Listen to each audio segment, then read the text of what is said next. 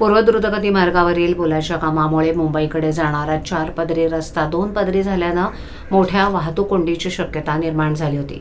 सकाळच्या गर्दीच्या वेळेस ठाणेकरांना रोजच्या प्रवासात प्रचंड मनस्ताप सहन करावा लागेल अशी भीती व्यक्त केली जात होती. मात्र ठाणे वाहतूक पोलिसांनी तत्परता, नियोजन आणि धाडसी निर्णय क्षमतेच्या बळावर ही समस्या मोठ्या प्रमाणावर नियंत्रणात आणली आहे.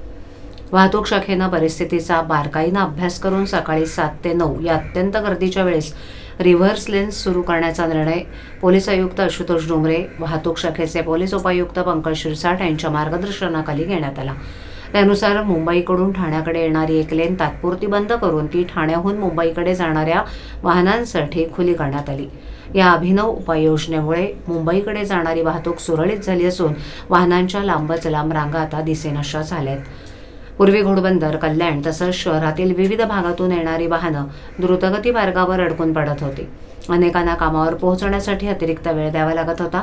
मात्र वाहतूक पोलिसांच्या अचूक नियोजनामुळे आता वाहन चालकांना दिलासा मिळालाय. या प्रयोगाची अंमलबजावणी करताना वाहतूक पोलिसांना मात्र मोठी कसरत करावी लागली.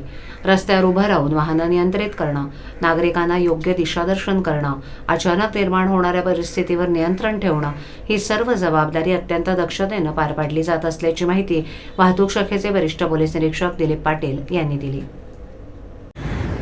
माझं नाव विवेक सबनीस. पोलिसांच्या प्रयत्नांमुळे आज ट्रॅफिक इथे खूप सुसह्य झालेलं आहे. पोलिसांना खूप धन्यवाद. थँक्यू.